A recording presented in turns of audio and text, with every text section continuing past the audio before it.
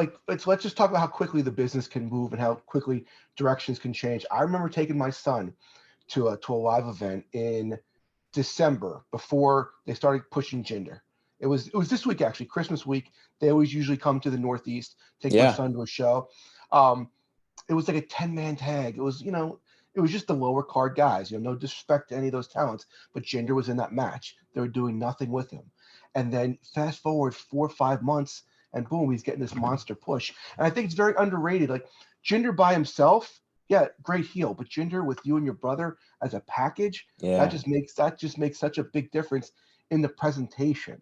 How did they pitch to you the Jinder idea? Did you know Jinder before you started working with him? Yeah. No, we knew Raj from our independent wrestling days, from Calgary, in Vancouver. That connection right there. So we already knew Jinder, and when we got the call, it was kind of out of the blue. We were literally wrapping up yoga class on a Friday morning at the Performance Center, and we were going to get ready for our Coco Loop for that weekend, and I had a missed call on my phone. It was a 203 area code. Anytime you see that 203 Good area news or code, bad news? yeah, Yeah. man, especially on a late Friday morning, right? So we're like, okay.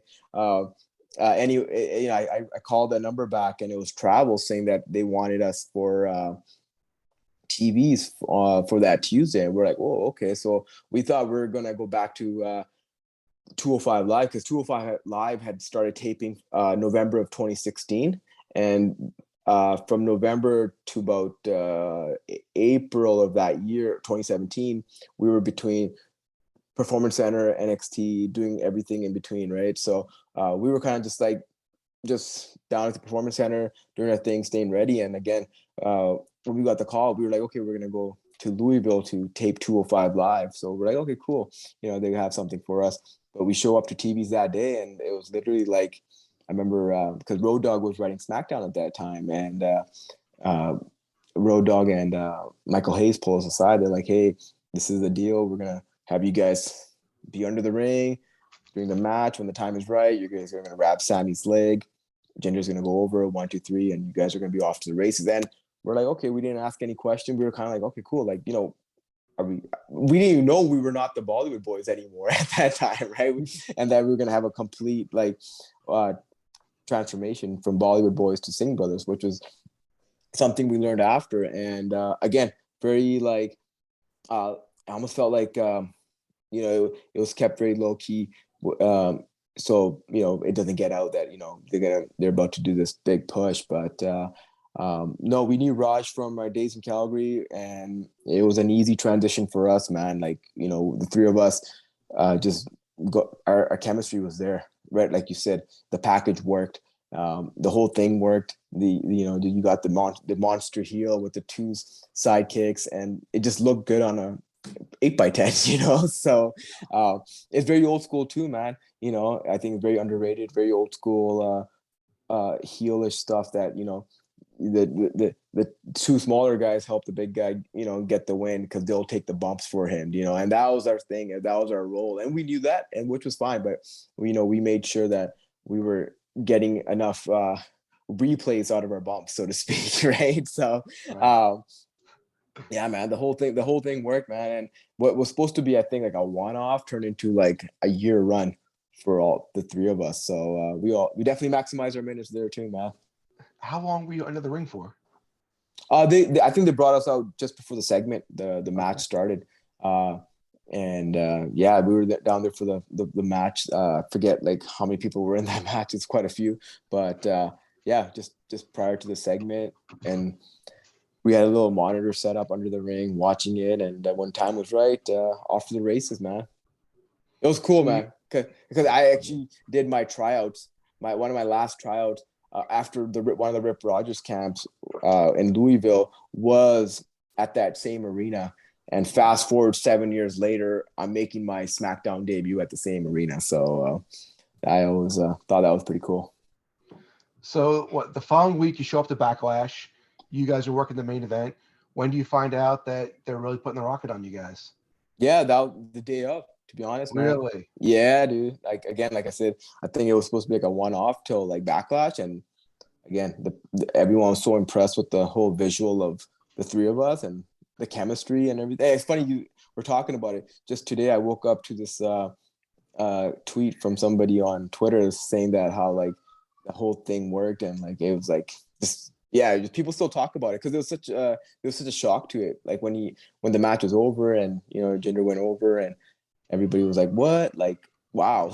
It was actual shock TV. And, you talk, and then the bumps that we took with Randy, everything kind of just like, it was like a perfect storm, man. Everything worked out great. But no, we didn't find out what was happening till the day of. And, when you're new to the company and you're new to the main roster, you don't really ask many questions. You kind of just like, okay, yes, sir. Like, just, you do everything that you're asked to the best of your ability. And, I think that's what kept us around for so long. Talk to me about working with Randy Orton. Yeah, man. Randy. It was someone that yeah, man. I didn't even want to begin because you just wanted to make sure that whatever you did, like Randy, you earned Randy's respect. A true locker room leader, a quiet locker room leader, but like a true wrestling veteran, and winning his respect was it meant the world to us because that's what kind of like gave us it was like our way into the locker room, so to speak. Like, hey, like we're over with Randy, so we're safe, right? So no, working with Randy even after Backlash, like we went the entire loop like around the world with him, man. Just like it was a blast, just eating double DDTs and RKOs and German soup or belly to back suplexes around the world from Randy. But like it was pretty cool. Great learning experience. And we had the best seat in the house as far as learning how to, listen to someone that's been to the top of the food chain and how to put a match together. So just like we were like sponges on the outside, just listening to everything, man, just sitting in, and pitching in ideas when asked to and when we could. And by the time we were all like off to the races, like Randy trusted us to get on him and get some shots on him, and then he would talk to us during the matches and go mess around with the crowd and like and feed in for this, feed in for that, or give me this, so earning his respect and just having him know that he can trust us was definitely something that helped us throughout our careers, and it still helps us today.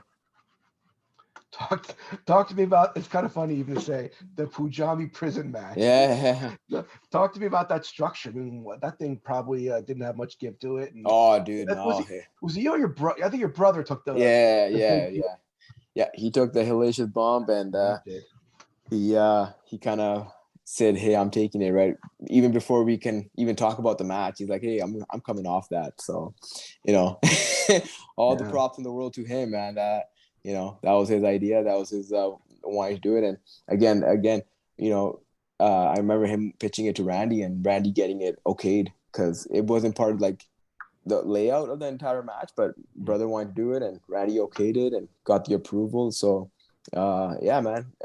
Again, it was just about making the most of our opportunity, our role that we had at that time. So, and to this day, it still gets played or it'll still pop up on Twitter from time to time. Yeah, that's crazy. We always know, we always joke around. We did something right when you have your own top 10 Singh brother bumps. So like that's it's something we're like we joke around and laugh about it. Like at least we got a top 10 out of it for sure.